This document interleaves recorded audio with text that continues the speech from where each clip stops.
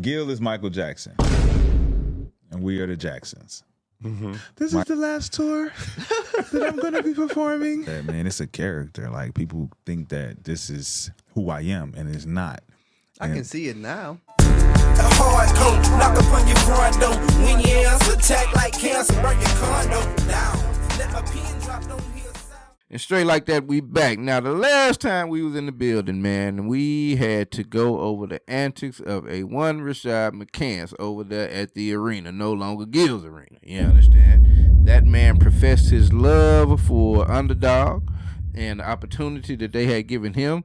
Gilbert Arenas be damned. And he expressed his desires to remain sitting on the couch across from Skip Bayless, and they do numbers that Gilbert and the rest of whoever he put over on his show combined could not topple. You dig what I'm saying? That's essentially what he came out and said, draped in Underdog gear. Well, one Gilbert Arenas caught wind of that motion, and he had a reaction to it, him and his wife, Melly. Giving us the opportunity to be able to show and prove that it's not looking good. It's not looking good. Sports show on the internet. They gave me the opportunity. I gave you the opportunity. Ooh! Oh shit! No, Nick, not. No, he's serious. Oh shit! He's making his decision. Don't laugh, King. Stop laughing. Damn water everywhere. I guess I love off, man. Skip.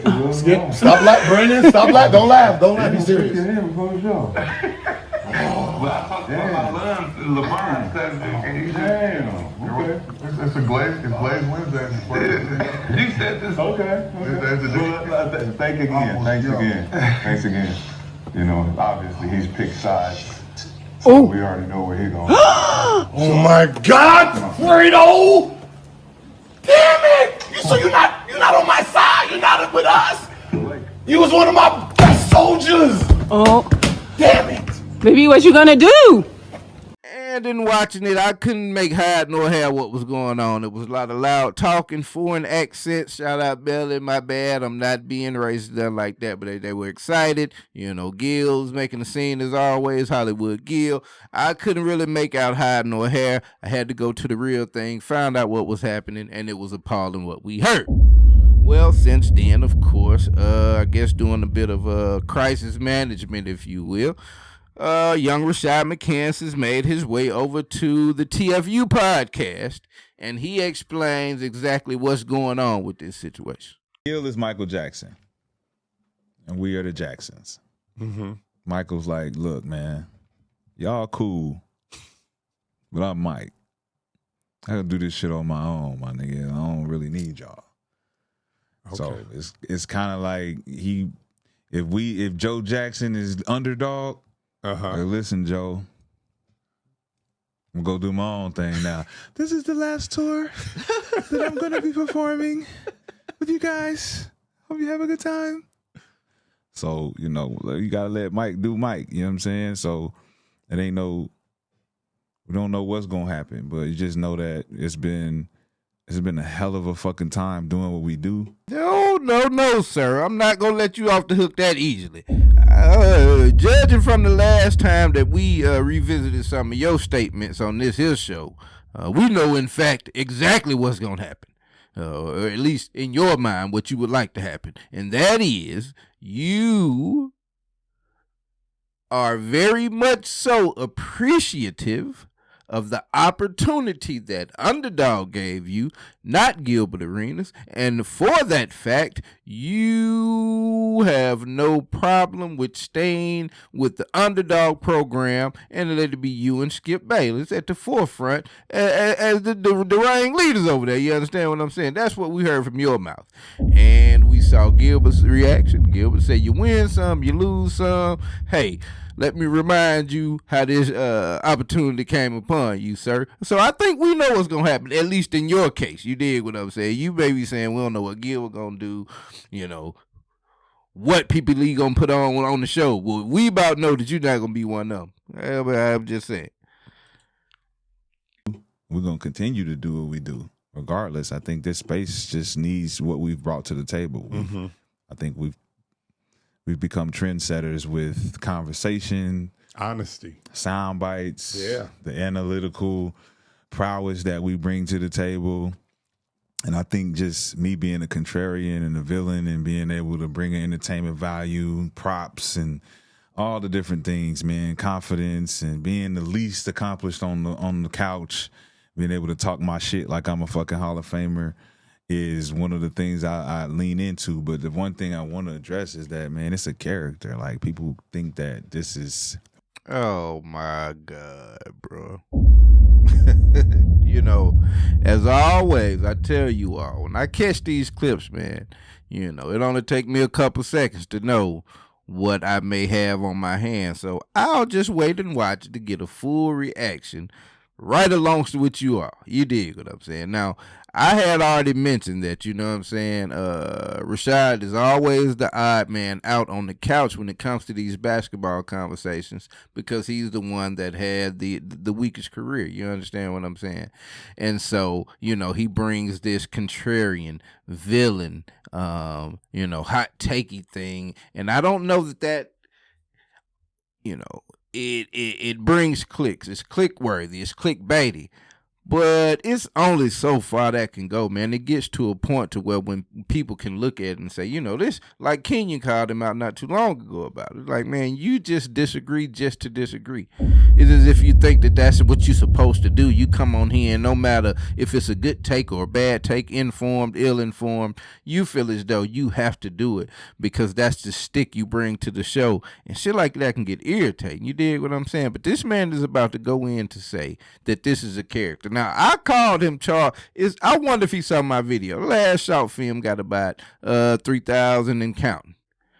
I said in the last show that Rashad McCants is a la Charleston White. And this man is about to fix his mouth, from what I'm understanding, to say everything he does on the show, that's just a character. That ain't me. Let's see. Who I am, and it's not. I can see it now. And when people get it fucked, they get it fucked up when they see me and they feel like, oh, woo, woo, woo. And a lot of people take shots and think just because I'm saying what I'm saying on the show, that this is, or how I feel, da, da, da, da. And it's like, bro, I'm the only one on the show playing a character because I'm an actor. And I feel like a character was needed for me because I've been through too much on this other side for you to even know what's going on. I got to come in fresh with a whole new persona and the whole person. I don't know. Maybe, you know, I ain't the smartest nigga on planet Earth, you know, and so maybe I'm just stupid. But I don't think any of what he just said made any sense. Because I've been through so much, I have to create a character to keep you all from penetrating too deep into my traumatic childhood and previous past experiences. What? What about that made sense just then? You got to create a whole new persona for who, bro? Like, no one is... He said, I'm the only one on the couch playing the character, as if that's a flex. That is exactly what Kenyon, and I'm giving Kenyon some props in this situation. That's exactly what Kenyon said. Like, bro, you come on here with a character. You know, you got the cemetery Larry. You come in dressed as Mike. You come in Jason. You got the bat with the thorns. And, like, you just be cooking.